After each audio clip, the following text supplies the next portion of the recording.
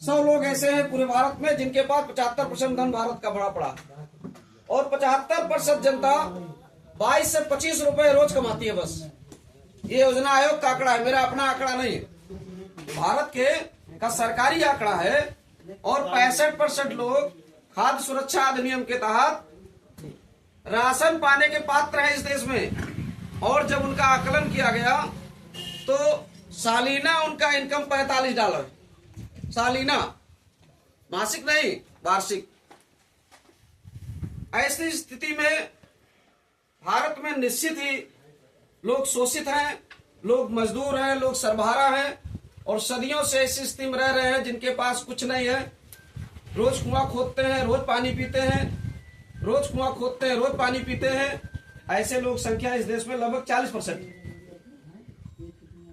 जो छोटे किसान है, सीमांत कृषक है, जिनके पास 7 बीघे, 8 बीघे, 9 बीघे खेत है, वो भी कृषक मजदूर की स्थिति में है, वो भी किसान नहीं है। वो अपने किसान कहते हैं, किसान है नहीं। किसान की परिभाषा में सीमांत कृषक नहीं आता, उसे खेतिहर मजदूर कहते हैं, जो केवल जीविकोपार्जन के लिए अपने कृषि में पैदा करता है, वो खेतिहर मजदूर है, वो किसान नहीं है। किसान वो है जो बाजार के लिए पैदा करता है। और हमारे पास उतना स्थिति नहीं कि हमारी इनकम इतनी हो कि हम बाजार के लिए पैदा करें। हमको लगता है हम बाजार के लिए पैदा करते हैं, लेकिन जो बाजार के लिए उतने पैदा करते हैं जिससे हमारा बुनियादी खर्च नहीं चलता। तो साथियों, निश्चित ही व्यवस्था परिवर्तन आज भी भारत में बहुत ही बड़ा सपना है। और इस दूसरी आजादी के लिए महामना राम स्वरूप वर्मा ने, इसके पहले जेपी नारायण ने, राम मनोहर लोहिया ने, मान्यवर काशीराम ने, कई लोगों ने प्रयास करने की कोशिश की, लेकिन महामना राम स्वरूप वर्मा का जो रणनीति थी, वो रणनीति सबसे अच्छी थी। मैं एक लाइन और बोलकर फिर आगे कार्यक्रम बढ़ाता हूं। महामना राम स्वरूप वर्मा के पहले उन्होंने देखा कि कैबिनेट मंत्री के पद पर पहुंचते हुए भी लोग अगर किसी मूर्ति को छू देते हैं तो मूर्ति धोई जाती है। और ये आज की बात नहीं है, ये अखिलेश यादव की बात नहीं, इसके पहले बाबू जगजीवन राम के समय भी घटना घटी। बाबू जगजीवन राम उस समय भारत में हमें लगा अनुसूचित जाति के सबसे बड़े नेता थे, और कांग्रेस में उनकी हैसियत नेहरू के बाद हमें लगता है दूसरे तीसरे नंबर थी। और उसके बाद उनकी स्थिति हुई कि उन्होंने जो मूर्ति धुआ, संपूर्णानंद संस्कृत महाविद्यालय में जो मूर्ति का अनावरण किया उन्होंने, तो मूर्ति जो है बाद में गंगा जल से धुली।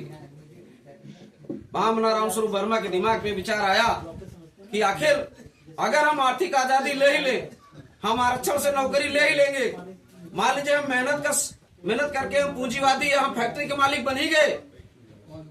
आप ध्यान दीजिए कि आज आप राष्ट्रपति तक पहुंचे, लेकिन आपको पद तो मिल गया, लेकिन प्रतिष्ठा नहीं मिल रही है।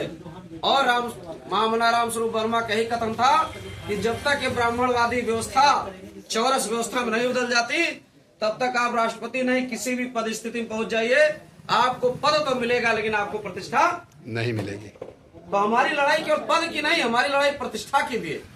और ये प्रतिष्ठा 2 तरीके से आएगी, एक ब्राह्मणवाद का विनाश और एक संविधानवाद की स्थापना, अम्बेडकरवाद की समाज में स्थापना। इन दोनों रास्तों पर चलने के लिए महामना राम स्वरूप वर्मा ने अर्जक संघ की स्थापना की। और अर्जक संघ आज के समय वर्तमान में बहुत संगठन देश में चल रहे हैं। अर्जक संघ एक ऐसा संगठन है जो दोनों मुद्दों पर बात करता है, आपके आर्थिक आजादी और आपके सामाजिक आजादी।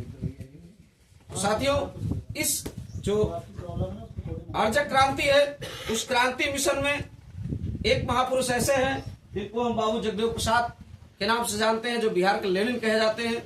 इनके बारे में अभी लोग बताएंगे।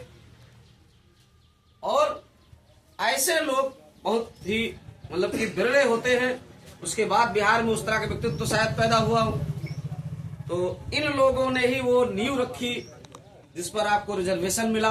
आपको याद हो, कर्पूरी ठाकुर पहले व्यक्ति थे भारत में आजादी के बाद। उसके पहले तो साहू जी महाराज थे, लेकिन आजादी के बाद पिछड़ों का आरक्षण देने वाला कोई व्यक्ति था तो कर्पूरी ठाकुर थे। यही कहा जाता है कि जब अपने लोग गद्दी पर बैठते हैं तो अपने लोगों को देते हैं, जब गैर को बैठाओगे तो गैर को देगा, तब उनसे उम्मीद न करिए। अपने लोग गद्दी बैठाते हैं तो अपने लोग को देता है, जब गैर को गद्दी बैठाते हैं तो गैर को देता है। तो आपको खलना नहीं चाहिए, आपको कष्ट नहीं होना चाहिए। जब आपको अपनों गैरों में फर्क ही नहीं है अपने मित्र और दुश्मन की पहचान ही नहीं है, तो निश्चित ही आप धोखा खाओगे।